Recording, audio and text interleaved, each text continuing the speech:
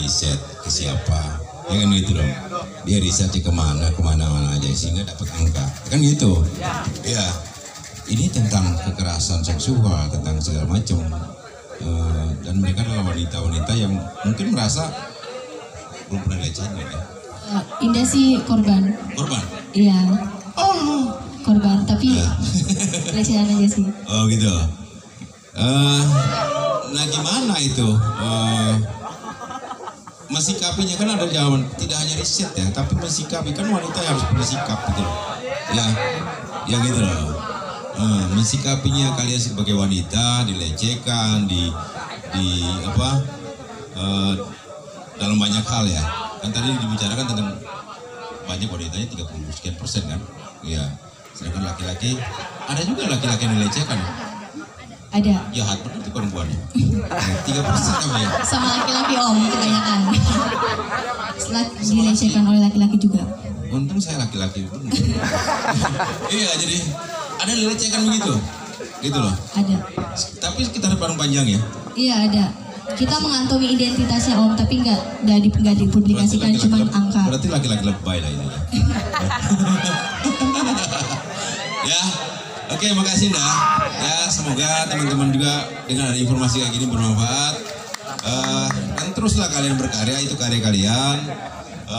Saya berharap tidak hanya di tempat ini kalian akan mempresentasikannya, tapi juga masuk ke ranah-ranah pemerintah desa, pemerintah kecamatan, artinya ada tindakan, ada bukan hanya apresiasi, oh bagus, gitu loh. Tidak sekedar itu.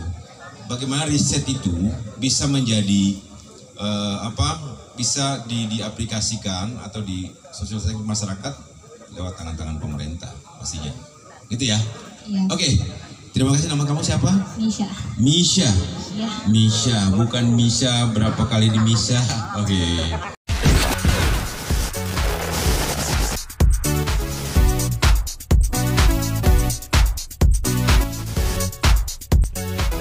Warga Parung Panjang juga ingin melaporkan hasil identifikasi penelitian kekerasan seksual di Kecamatan Parung Panjang. Sebelum itu saya ucapkan terima kasih kepada semua kolektif yang ikut membantu, terutama masyarakat Parung Panjang dan juga kolektif-kolektif yang di luar Parung Panjang yang membantu proses penelitian ini. Penelitian ini akan dilaporkan oleh Kak Meisha. Ya, Kak Meisha.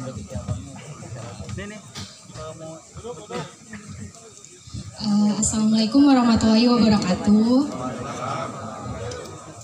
Nama saya Meisha, saya dari Universitas Singapura Bangsa Karawang. Di sini saya di Divisi Hukum di Komunitas Lingkar Setara Gender. Dan di sini saya akan menjelaskan di lingkungan umum itu terdapat 67 orang mengalami tindak kekerasan seksual di lingkungan umum.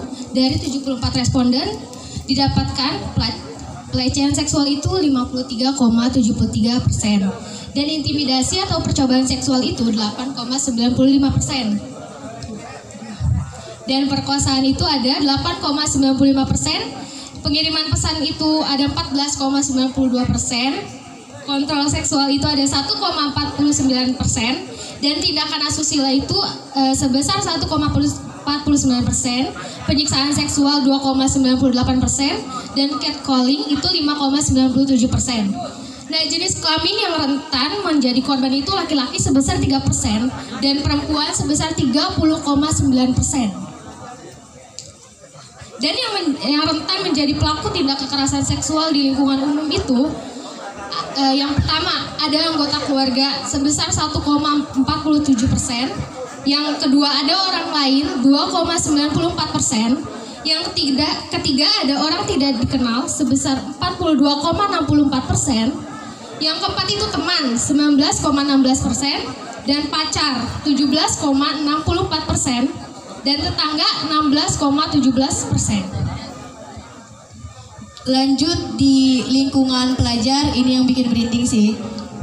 Dari 184 pelajar SMP atau SMA yang kita teliti, 111 orang mengalami tindak kekerasan seksual. Bentuknya itu pelecehan seksual 83,54%, kontrol seksual 2,53%, perkosaan 2,53%, pengiriman pesan 8,86%, intimidasi atau percobaan perkosaan 2,53%. Jenis kelamin yang rentan di pelajar yang menjadi korban itu laki-laki 39%, perempuan 69%. Pelaku yang rentan melakukan kekerasan seksual ini teman dekat 1,25%, petugas sekolah 2,5%, guru 3,7%, adik kelas 3,7%, kakak kelas 22,2%, orang tidak dikenal 7,4%, teman kelas 59%. Jadi itu hasil penelitian dari kita dan teman-teman kolektif lainnya yang di Parung Panjang. Semoga bermanfaat dan ini juga bisa menjadi warning buat kita semua bahwasannya kekerasan seksual bisa terjadi kepada siapapun dan terjadi dimanapun dengan waktu bisa aja kapanpun. Ya benar banget itu. Sekian dari kami. Wassalamualaikum warahmatullahi wabarakatuh.